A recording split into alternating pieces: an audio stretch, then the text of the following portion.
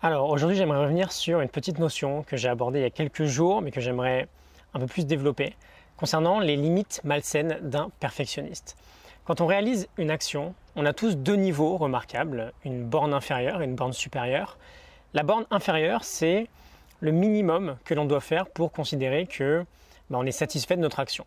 Ou si on parle de la vie en général, ça serait un niveau de contentement en fait, où on se dirait que telle ou telle condition me suffit pour être heureux. J'ai pas besoin de plus, si j'ai ça, ça me convient. Si on prend 4 personnes, une personne A, une personne B, une personne C, une personne D, évidemment, on a tous des bornes inférieures différentes. Les scientifiques l'appellent le niveau du sol. A sera peut-être ici, B ici, C ici, et D, on va le garder pour la suite. Et la borne supérieure, c'est, on va dire, le niveau que l'on pourrait atteindre si jamais on exploitait au maximum notre potentiel. Ça serait la limite qui correspondrait à la réalisation de nos rêves les plus fous. Les scientifiques l'appellent le plafond. Et là encore, on a tous des plafonds différents et il n'y a aucun problème avec ça. On peut même avoir des cas où le plafond d'une personne est situé en dessous du sol d'une autre personne. Il n'y a aucun problème, chacun ses niveaux de contentement et chacun ses niveaux d'ambition. Alors évidemment, ça paraît logique, plus notre niveau de contentement est bas, plus on aura tendance à être heureux, parce que finalement notre bonheur est situé dans cette zone entre le sol et le plafond.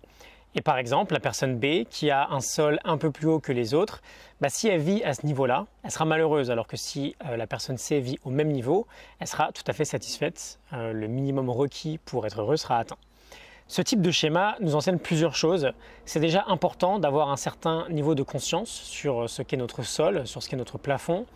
Je pense que si on demande à une personne au hasard dans la rue, il y a peu de chances que la réponse vienne immédiatement. Peu de gens se fixent des objectifs, peu de gens connaissent leur niveau de contentement. Donc c'est plutôt important déjà de réfléchir là-dessus. Mais surtout, la deuxième chose, c'est que plus notre niveau du sol est bas, et plus on sera satisfait dans notre vie. Et ça ne nous empêche pas d'avoir une ambition très élevée.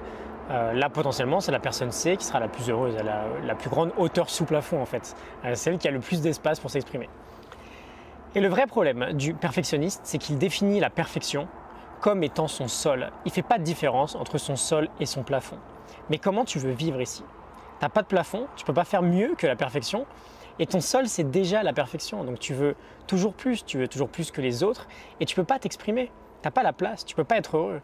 C'est la principale raison pour laquelle le perfectionnisme est si corrélé avec la dépression en fait. Alors là, je t'ai pris un exemple dans la vie en général. On peut être tout à fait perfectionniste et ne pas se retrouver dans ces exemples-là, mais tu peux l'appliquer à n'importe quelle action spécifique en fait. À ton couple, j'accepte pas les disputes par exemple. À ton projet, j'accepte pas de perdre un client.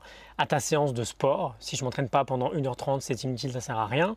Ou même à une intervention en public par exemple, j'accepte pas du tout de bafouiller. Donc voilà, si jamais tu es perfectionniste, essaie d'identifier les aspects de ta vie où effectivement tu sens que tu mets ta borne inférieure au niveau du ciel en fait. Et essaye très progressivement, parce que c'est quelque chose de très difficile, de faire baisser ce niveau-là. Je t'avais dit il y a quelques jours que je préparais une formation sur le sujet. Elle s'appelle Perfectionnisme, tu dégages. Tu peux t'inscrire sur la liste d'attente, je t'ai mis un lien en description. Elle sortira lundi matin.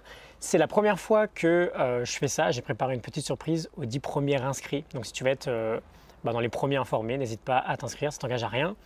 Et voilà, moi je te retrouve demain pour un nouvel épisode. À demain, salut.